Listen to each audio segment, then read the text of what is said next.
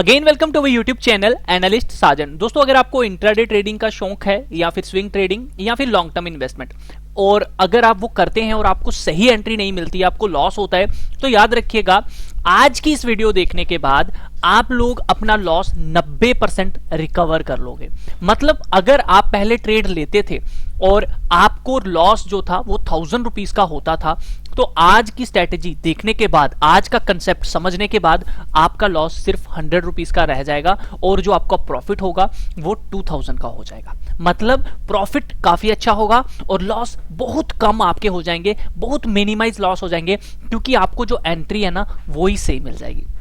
तो चलिए समझते हैं कि आखिर मैं आपको ऐसा क्या बताने वाला हूं। तो देखिए, मार्केट में काम करने के लिए दो तरीके हैं, ठीक है, दो तरीके हैं। पहला है प्राइस एक्शन और दूसरा है डेटा पॉइंट्स। आप दोनों का कॉम्बिनेशन बना लीजिए तो अच्छा रिजल्ट मिल जाता है, बट अगर आप प्राइस एक्शन पे भी काम करते हैं तब भी एक अच्छा रिजल्ट मिलता है। तो मैं आपको प्राइस एक्शन के ऊपर बताने जा रहा हूं। समझिएगा चीजों को, एक बेसिक सा कंसेप्ट है, अगर आप उसको समझ गए तो मैं आपको कह सकता हूं कि आपको आने वाले टाइम में ना और कोई वीडियो तक नहीं देखने को मिलेगी। मतलब देखने की जरूरत है, ये मेरी बात याद रखना। मैं आपको लिख कर ये दे सकता हूं, बस समझ जाना, जो चीज समझाने जा रहा हूं उसको समझ जाओ, ठीक है। काफी सारे लोग गलतियां करते हैं, बस उसी गलती को हमने सुधारना है। आखिर आपको पता है कि स्टॉक फंसते कहां, लोग फंसते कहां हैं? लोग फंसते हैं हमेशा ब्रेकआउट पे। जैसे ही ब्रेकआउट देखा है, एंट्री ली और उसके बाद ही स्टॉक गड़म हो जाता है। लेकिन वो गड़म गिर जाना क्यों होता है, अगर हम उसको समझ जाएंगे ना तो हमारे लिए काफी अच्छा रहेगा। तो दोस्तों देखिए, किसी भी स्टॉक में ट्रेड करने के लिए सबसे पहले आप लोगों को एक दिन पिछला डेटा जो है वो देखना होता है। अब ये डेटा हम देखेंगे प्राइस एक्शन के बेसिस पे। तो ये भारत फोर्ज का शेयर है जो मैंने लगाया है। समझेंगे इसको, कैसे ये चला कैसे नहीं चला, पिछले दिन की चाल को देखकर ही आगे हमें डिसीजन लेना होता है। अब वो डिसीजन कैसे लेते हैं समझिए। हमको चाहिए होता है एक डिमांड जोन, एक होता है सप्लाई जोन। अब ये डिमांड एंड सप्लाई जोन क्या होता है? डिमांड होता है जहां पे लोग बाय करने के लिए आते हैं, सप्लाई जोन होता है जहां पे लोग सेल करने के लिए आते हैं। लेकिन ये डिमांड जोन ऐसा नहीं होता कि स्टॉक जहां से गिरा तो आप उसी को सप्लाई मान लोगे, जहां से बढ़ा तो उसको आप मान लोगे, नहीं। अब समझिए, देखिए 5 मिनट के ऊपर आपको चार्ट लगाना है। आप किसी भी प्लेटफॉर्म पे काम करते हैं, जीरोधा, ट्रेडिंग व्यू, अपस्टॉक, किसी पे कोई दिक्कत नहीं है, कहीं भी करिए कोई दिक्कत नहीं है। तो इन्वेस्टिंग जिस पे भी करते हैं, देखिए, तो आपको ये फाइंड करना है कि पिछले दिन ये स्टॉक जो था कहां से डिमांड जोन पैदा हुआ था। तो आप देखिए यहां से एक डिमांड जोन पैदा हुआ है। देखिए ये डिमांड जोन है। अब ये डिमांड जोन कैसा है, कैसे डिमांड जोन है? क्योंकि देखिए यहां से स्टॉक चलना शुरू हुआ और ये higher high higher high higher high higher high मारता गया ना। इसका मतलब यहां से डिमांड आई थी, इसीलिए यहां, और इस लेवल पे आके डिमांड खत्म हो गई, क्योंकि यहां से इसने क्या किया था, एक लोअर लो बनाना शुरू कर दिया था। तो इसका मतलब ये था सप्लाई जोन। तो देखिए मैंने क्या किया, हमने क्या करना है, हमने यहां पे एक लाइन को ड्रॉ कर देना है, जैसे कि ये रेड वाली लाइन और ये नीचे डिमांड जोन, ठीक है। दो लाइनें हमने ड्रॉ कर दी, हमको पता चल गया ये क्या है डिमांड जोन, ये क्या है सप्लाई जोन, हमको पता चल गया ये चीज। अब इसके बाद आपको एक लाइन और ड्रॉ करनी है, वो है हाई और लो। तो इसका जो हाई था वो ये पॉइंट बन रहा था, तो मैंने यहीं पे ये स्ट्रेट लाइन ड्रॉ की हुई है, ठीक है। और इसका जो लो था वो हमारा नियर अराउंड ये लेवल था, तो यहां पे मैंने एक ये रेड लाइन ड्रॉ की है। तो दोस्तों देखिए, पिछले दिन के बेसिस पे कहां डिमांड आई कहां सप्लाई आई, हमको ये पता चल गया। अब आपको ना, ये तो हो गई हॉरिजेंटल डिमांड एंड सप्लाई।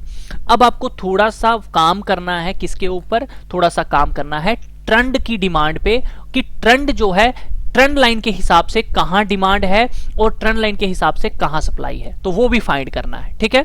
तो उसको समझने के लिए सबसे पहले आप देखिए, अगर आप पिछले दिन के बेसिस पे देखते हैं तो आपको दिखेगा कि ये जो मैंने एक ट्रेंड लाइन ड्रॉ की हुई है, अगर इसके हिसाब से आप देखो तो ये ट्रेंड लाइन है और ये डिमांड जोन ट्रेंड लाइन के हिसाब से है। इसका मतलब ये है कि ट्रेंड लाइन के हिसाब से अगर कभी भी यहां ब्रेकआउट आता है तो हमको इस सप्लाई जोन का टारगेट मिल जाएगा। अगर इस लेवल पे ब्रेकआउट आता है तो हमको ये सप्लाई जोन का टारगेट मिल जाएगा कल के लिए। तो हमें ये भी पता चल गया। अब दोस्तों दो चीजें होती हैं कि हमको थोड़ा सा बड़े टाइम फ्रेम पे, नहीं, थोड़ा सा बड़ी trend line, long time frame की जो ट्रेंड लाइन है वो ड्रॉ करनी है। अब वो कैसे ड्रॉ करनी है वो भी समझ लीजिए।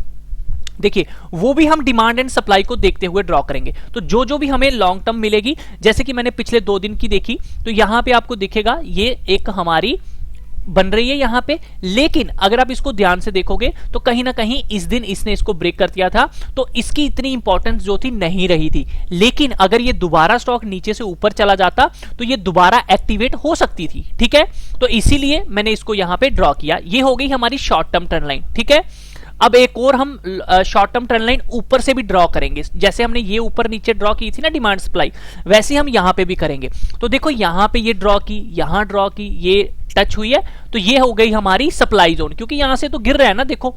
तो ये ट्रेंड लाइन के हिसाब से डिमांड एंड सप्लाई जोन। अभी देखो हमको शॉर्ट टर्म के बेसिस पे पिछले 2 दिन के हिसाब से डिमांड भी पता चल गई, सप्लाई भी पता चल गई, ट्रेंड लाइन की डिमांड भी पता चल गई, ट्रेंड लाइन की सप्लाई भी पता चल गई, ये हो गया। अब दोस्तों आपको करना है पता कि इसकी लॉन्ग टाइम फ्रेम पे कौन सी डिमांड एंड सप्लाई है। तो उसके लिए आपको कर देना होता है स्टॉक को बिल्कुल मिनिमाइज। तो काफी बड़े टाइम फ्रेम पे पिछले आप 10 दिन का डेटा ले लीजिए, वो काफी अच्छा रहेगा, ठीक है। मिनिमम 10 दिन का भी लेंगे तो काफी अच्छा है। तो यहां पे देखो ये जो डिमांड जोन है, देख रहे हो ये डिमांड जोन पीछे से, ठीक है। तो मैंने जो आप लॉन्ग टर्म की ट्रेंड लाइन लोगे वो कोशिश करें डिमांड जोन। देखिए हमने यहां पे छोटे टाइम फ्रेम पे ये ले ली हुई है, पिछले बड़े टाइम फ्रेम पे अगर आपको डिमांड एंड सप्लाई मिल जाए तो बड़ी अच्छी बात है, क्योंकि देखो अगर आप देखोगे तो ये जो डिमांड जोन है, स्टॉक जो क्लोजिंग दी थी वो इसी के पास दी थी। तो इसका मतलब क्या है कि ये जो लेवल है कहीं ना कहीं लॉन्ग टर्म टाइम फ्रेम के ऊपर काफी अच्छा है, ठीक है ना। ये आपको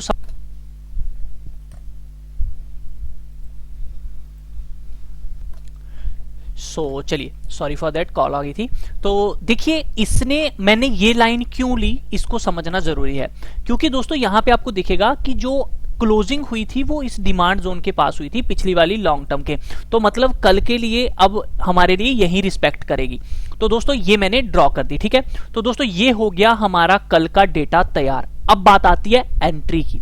तो यहां पे चलते हैं और इसको बिल्कुल इस तरह से ड्रॉ करते हैं।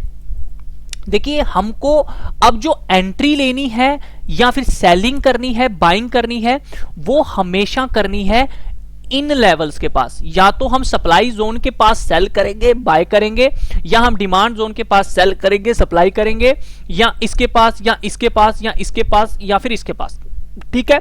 और कहीं प्लेस पे अगर ये दोनों इकट्ठी मिल जाती हैं तो वो तो बड़ी स्ट्रॉन्ग सपोर्ट रहती है, ठीक है। तो इसके बीच में कुछ नहीं करना है, इसके बीच में कुछ नहीं करना है। हमको जो करना है वो यहीं पे करना है, इन लेवल्स के पास। क्यों करना है अब उसको समझिएगा, और तरीका क्या है। देखिए अब बात करते हैं आज के दिन की कि इसके अंदर आखिर हुआ क्या। तो अगर आप देखोगे सुबह मॉर्निंग में ये जो ट्रेंड नीचे की तरफ आया था, सुबह इसने इसको कर दिया ब्रेक। अब हमको भी पता है कि ये वाला सप्लाई जोन जो है वो एक्टिवेट हो गया है, डिमांड जोन। आपको पता है यहां पे ये कैंडल क्लोज हुई। अब आप ध्यान से समझिएगा इस बात को, आपको ये दिख रहा है, देखिए चार्ट पैटर्न चाहिए चलते हैं, कोई इसमें बदलाव नहीं होता। अब आप यहां पे देखिए सुबह सुबह ही इसने इसको ब्रेक कर दिया। इसका मतलब क्या हुआ कि ये जो सप्लाई जोन कल शुरू हुआ था आज ये फिर से तैयार हो गया है। तो अगर हमको सुबह मॉर्निंग में एंट्री लेनी है, विद स्मॉल क्वांटिटी ही लीजिए, तो आप ध्यान से देखोगे अगर हम बाय डिफॉल्ट यहां पे एंट्री लेते हैं, हमको पता है ये सप्लाई जोन था, इसके ऊपर कैंडल क्लोज हो चुकी है। या फिर हम एक काम और कर सकते हैं, जैसे ही नीचे की तरफ वापस स्टॉक आता है और एक ग्रीन कैंडल दोबारा क्लोज होती है तो वहां पे एंट्री ले लीजिए, क्योंकि हमको पता है ये वाला जोन एक्टिवेट हो चुका है, ठीक है ना। ये पता है हमको, दोबारा से ये लोग आ चुके हैं, ठीक है।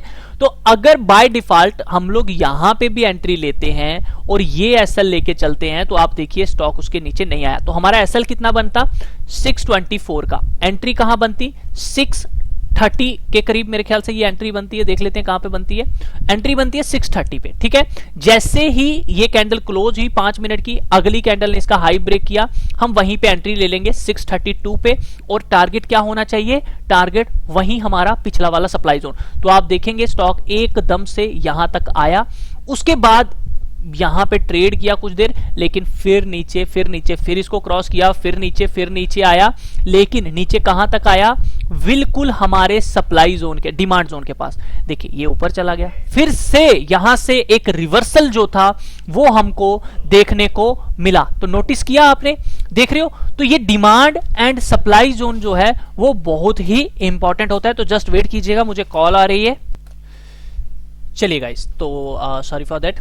तो देखिए, आपने अब नोटिस किया कि हुआ क्या, जब भी यहां से डिमांड जोन जो था एक्टिवेट हुआ तो वैसे ही ये टारगेट हमें मिल गए, और उसके बाद जैसे ही हमारा ये सप्लाई जोन एक्टिवेट हुआ यहाँ पे, और यहाँ तक फिर से ये डिमांड जोन तक आ गया।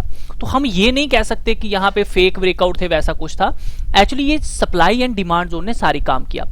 एंट्री के लिए मैं आपको सिर्फ ये बोलूंगा कि आपको क्या करना है कि जब भी आपको डिमांड जोन से ब्रेकआउट आता है, जैसे कि यहाँ पे ये ब्रेकआउट आया, अब आपको पता है कि ये डिमांड जोन है, ठीक है ना, जैसे कि आपको यहाँ पे है। अब ध्यान से इस बात को समझिएगा, क्योंकि पहली बात तो ये होती है कि जो इतनी बड़ी कैंडल बनी है, हम लोग क्या करते हैं, हम यहाँ पे स्टॉप लॉस लगाते हैं 618, लेकिन हमको पता है डिमांड जोन ये है, ठीक है ना।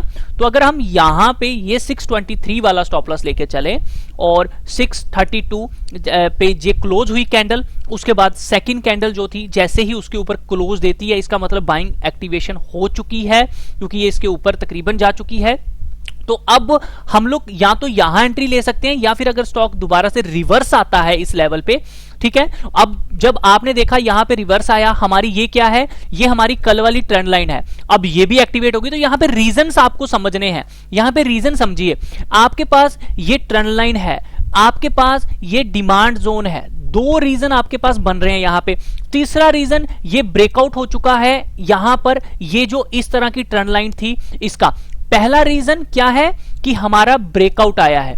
दूसरा रीजन हमारे पास क्या है, ये सप्लाई जोन ये जो ऊपर से चली थी ये ब्रेकआउट आया है। तीसरा रीजन, ये हमारी सप्लाई जोन एक्टिवेशन हो चुकी है, ठीक है। तो अब हमारे पास तीन रीजंस जो हैं वो दोस्तों आ चुके हैं, ठीक है। तो आपको और क्या चाहिए, जब तीन रीजन मिलके आपको एक बाइंग जनरेशन कर रहे हैं तो हम लोग तो आराम से काम कर सकते हैं ना इसके अंदर।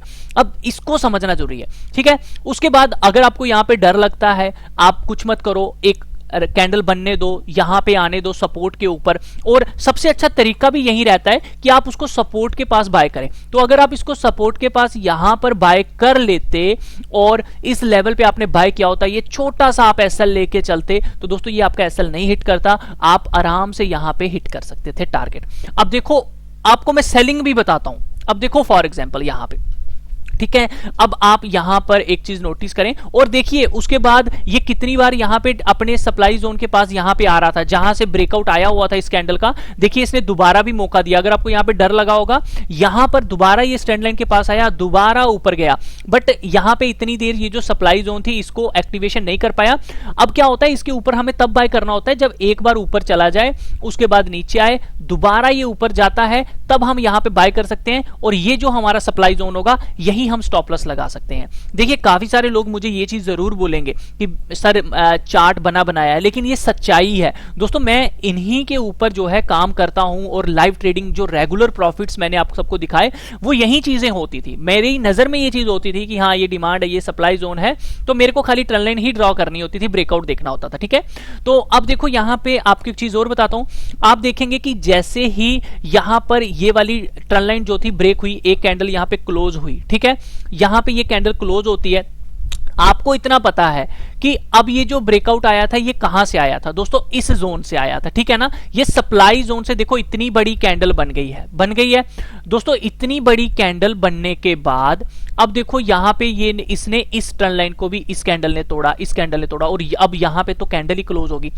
इसका मतलब क्या है, इसका मतलब ये है कि अब डेफिनेटली हमारा ये जो सप्लाई जोन है ये दोबारा आएगा, क्योंकि ऊपर से नीचे आई है, तो देखो यहां पे ये दोबारा नीचे की तरफ आई और फिर ऊपर चली गई। अब देखो यहां पे क्या हुआ, अब यहां पे देखो जब ऊपर की तरफ गई तो ये जो हमारी लाइन थी ये यहां पे एक्टिवेट नहीं हुई, इसने इसको ऊपर ही नहीं जाने दिया, ठीक है। तो इस तरह से अगर आप काम करते हैं तो आपको सही रहेगा। करना कुछ नहीं है, कोशिश करो सप्लाई जोन के पास कहीं बाय करने की, सप्लाई जोन के पास सेल करने की। आप यहां पे अगर इस तरह से ड्रॉ करते हैं, देखो समझना इस बात को, अगर इसको ही आप समझ लो, यहां पे इस तरह से आप ड्रॉ करते, आपको पता है सप्लाई जोन के पास बहुत बड़ी रेड कैंडल बनी है, आप जैसे ही इस पे बाउंस पे वापिस आया, आप यहां पे शॉर्ट करो, ये एसएल लगाओ, आप ये वाला टारगेट लेना चाहते ये ले सकते थे, आप ये वाली जो डिमांड जोन थी यहां तक का टारगेट लेना चाहते ले सकते थे, लेकिन ये आपको एक दिन पहले स्टडी करनी होगी।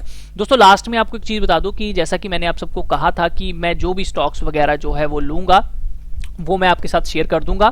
तो आज सुबह जैसे कि हमने भारत फौज में ही यही ट्रेड हमने लिया था 636 के पास, मैंने बोला था कि क्रॉस करेगा 640 और उसके ऊपर होल्ड करना चाहिए, तब एक अच्छा मूव आ सकता है 660 का। वो इसके अंदर हुआ नहीं, तो प्लान बी था कि सेल करो, टारगेट 620 का बन जाएगा 640 का, और पूरा देखिए हमारा टारगेट जो है वो आज आपके सामने 640 का है। तो वो इसी लेवल्स पे मैंने स्टडी करके आप लोगों को यहाँ पे बताया था।